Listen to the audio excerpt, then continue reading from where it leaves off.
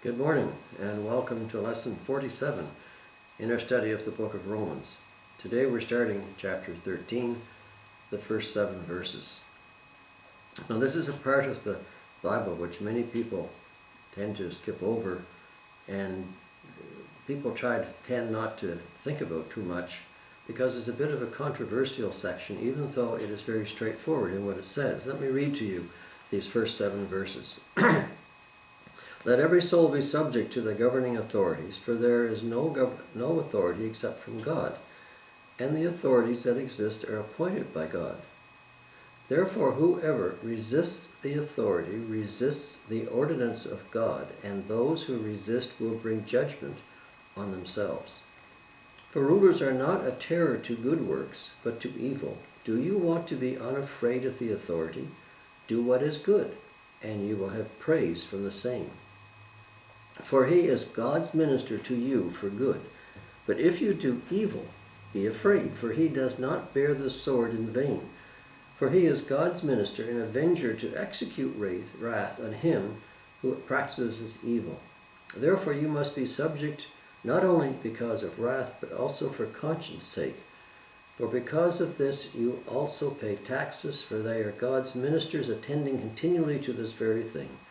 Render, therefore, to all their due, taxes to whom taxes are due, customs to whom customs, fear to whom fear, honor to whom honor. This really, in a sense, is the same as what was said in Matthew, where Jesus said, render unto Caesar the things that are Caesar's, and to God the things that are God's. This is referring to the things that are theoretically Caesar's.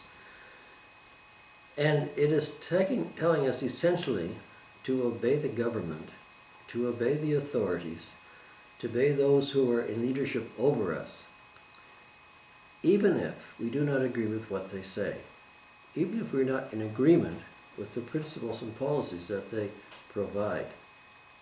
And it's very clear. It says, let every soul be subject to the governing authorities.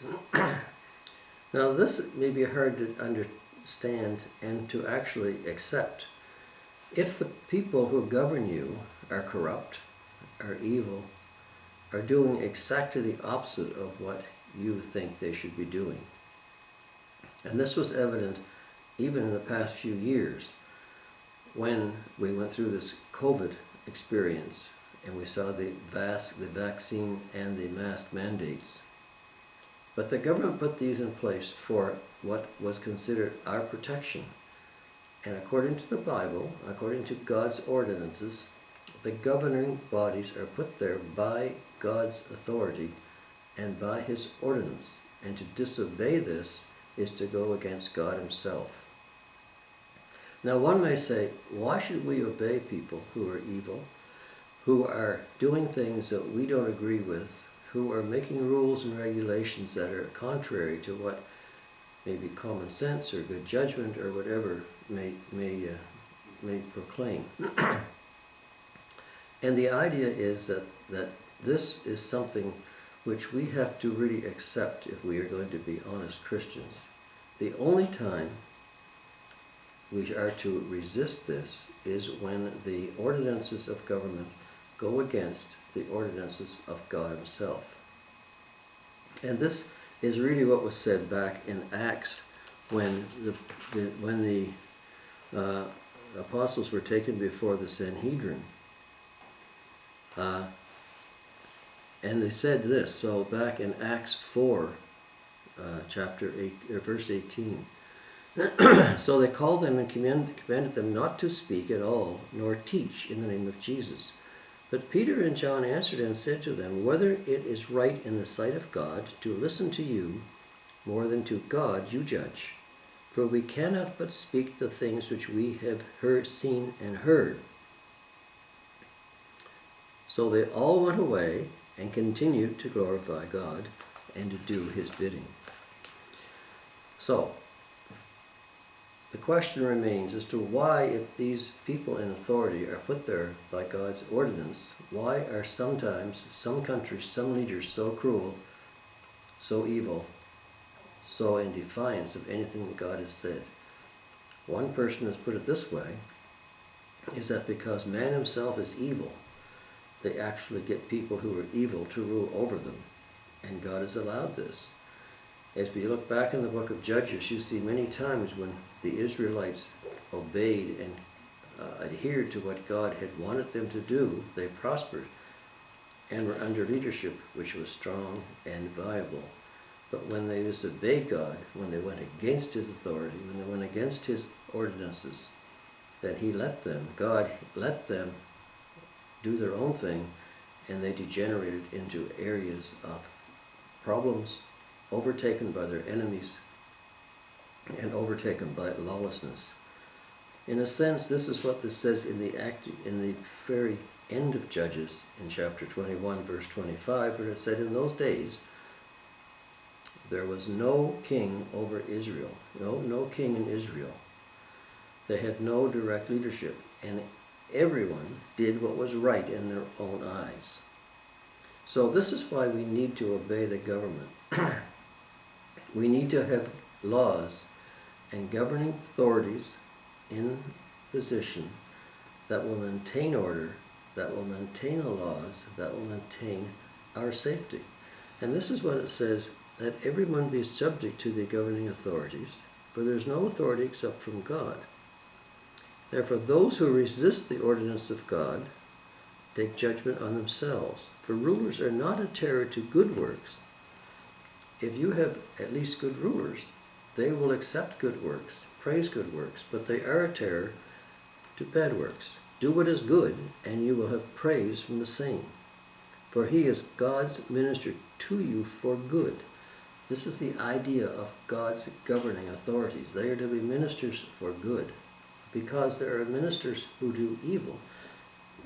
Even though they are still under God's authority, they do evil because we, as sinful people, put them in power and actually praise them because of the evil they do. And you can see that happening right now in areas around the world where people who are doing evil things, who have done things which are, at least in theory, in spirit against the law, are often praised and re-elected and re-put back in power by the very people whom they apparently govern over. So this is often why the people in authority are not good people, because we keep electing them to that authority, to those positions. But it says, if you do good, you should have praise from the same, for he is God's minister to you for good. But if you do evil, be afraid. Be afraid, not only of the authorities, especially if they are honest authorities who try to stamp out evil. Be afraid, for he does not bear the sword in vain. In those days, when this was written, the magistrates, the people in authority, often carried a sword, because this was to provide punishment to those people who were caught, who were convicted of doing evil things. And capital punishment was very common in those days. And God himself has not said he was against capital punishment if it is true and honest punishment for deeds that were committed. But this is what this is referring to. If you do evil, be afraid, for he does not bear the sword in vain. He does not carry this sword. The people in authority in those days when this was written did not just carry it as a decoration or as symbolic. He actually used this sword. He did not bear the sword in vain, for he is God's minister, an avenger to execute wrath on him who practices evil, to execute punishment on those who practice evil. Therefore you must be subject, not only because of the fear of punishment, but because of your own conscience. Conscience really refers to something that means with knowledge. And this goes right back to the book of Genesis, where the fall of man took place, where it says that because we took the fruit of the tree of the knowledge of good and evil, where we understood in our hearts what was good and what was evil. This is where our conscience comes in, because this is a part of our soul, our spirit, which understands really what is good and what is evil. Therefore, you do good, or you avoid evil, not only because of the fear of punishment, because of what your conscience tells you.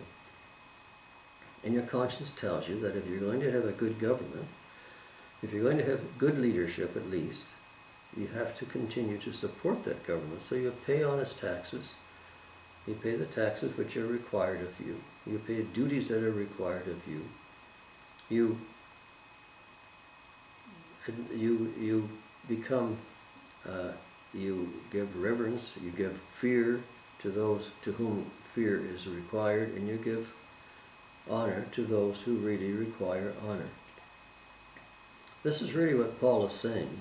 Be honest with yourself. Be honest with your government. Be honest with the authorities, and do what they ask you to do.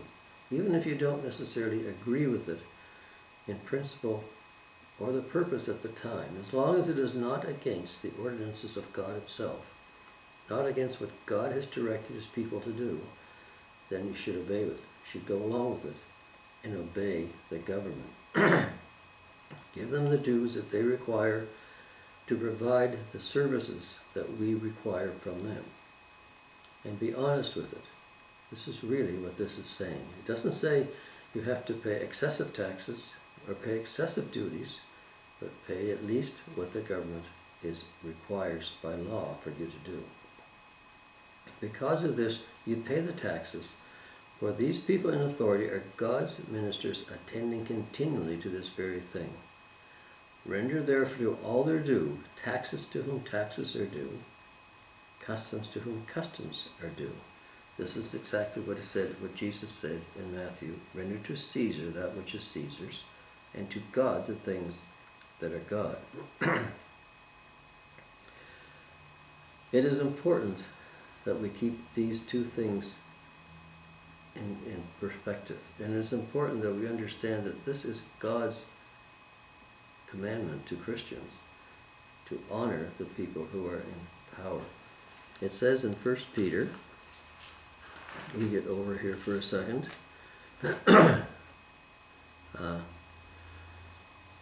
Therefore, 1 Peter chapter 2, starting at verse 13, therefore submit yourselves to every ordinance of man for the Lord's sake, whether to the king as supreme, or to governors as to those who are sent by him for the punishment of evildoers, and for the praise of those who do good.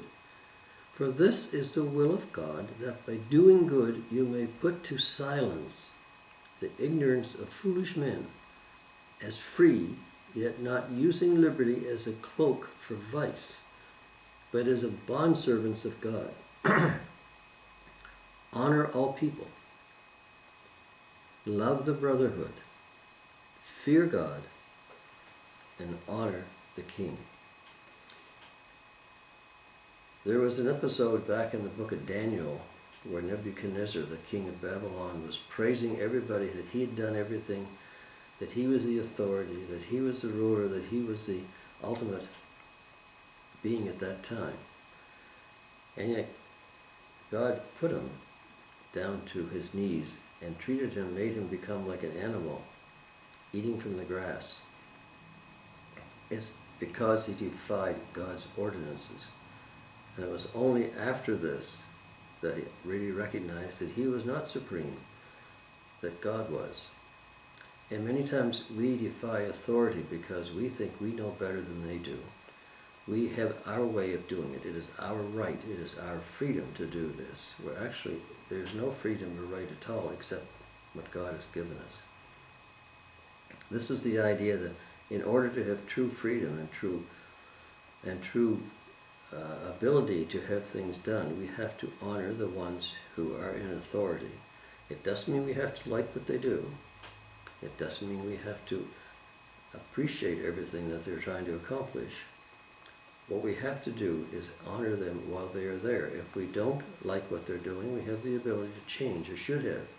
And of course this applies to honest, good governments.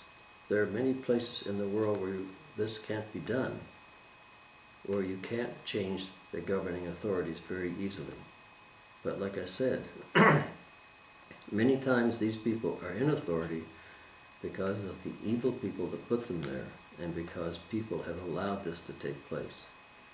So when this was written, it must be remembered that Paul and the church was under persecution, and the Jewish people were under persecution because of the Roman emperor. It was primarily under Nero's reign that this took place. And even though this was the authority under which Paul lived when he wrote these words, he still said, honor the authority. Honor what they are doing, as long as what they are doing is not in direct disobedience or contrariness to God's laws, to God, what God wants, God's ordinances. So that's what this section really refers to, is to pay adherence and obey what the government wants you to do, as long as it is not in direct defiance of God's laws himself. Pay your taxes. Be honest with others. Be honest with the government. You will have the true freedom. You will not have to fear the government. There will be no wrath. And everybody, all in all, if this happens, and if people altogether worked to get good governments, we all would have better governments than we probably have right now. Just look around. Look what's going on right these days on the news. The evilness that takes place. The people who are not under God's authority, who are not under God's direction anyway, how they are in power, or trying to get back in power, or how they are waging conflict. This is the people that we, the people under them, have allowed to become powerful, because we have not had the ability to see ahead of time and to put into perspective what they themselves are trying to do. So basically the authority is God's. God has put governments in place to give us good leadership and to provide for the people what the people need and what they require. It's only because we have allowed the wrong people to be there that things are not as they should be. So that is the essence of these 7 verses. And I hope it has been of some help. We're going to go on to some more in chapter 13 next week. I hope you'll join me for it then. In the meantime, this is sufficient for today. Bye for now.